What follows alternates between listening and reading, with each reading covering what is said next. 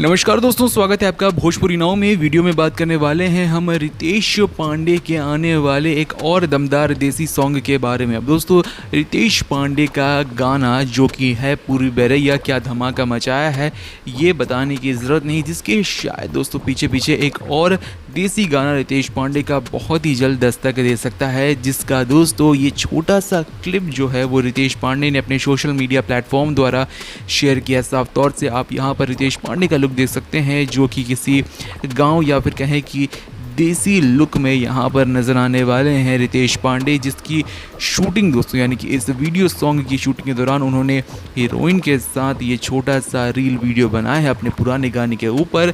तो नया गाना जो आने वाला है दोस्तों, उसके लिए आप कितना ज़्यादा एक्साइटेड हो चुके हैं रितेश पांडे के इस लुक को देखने के बाद, कमेंट सेक्शन में ज़रूर लिखकर बताएं। और जिस तरीके से पूर्वी बैरैया धमाका मचाया था दोस्तों, वैसे क्या आने वाले वीडियो सॉन्ग रितेश पांडे का जो कि लग रहा है दोस्तों कि देसी गाना ही होने वाला है, या उसी टाइप का धमाका मचा पाएगा, नहीं मचा पाएगा, आपको क्या लगता है? कमेंट सेक्शन में ज़रूर लिखकर बताएं। वीडियो को लाइक करें, शेयर करें और देखते रहें भोजपुरी नाव।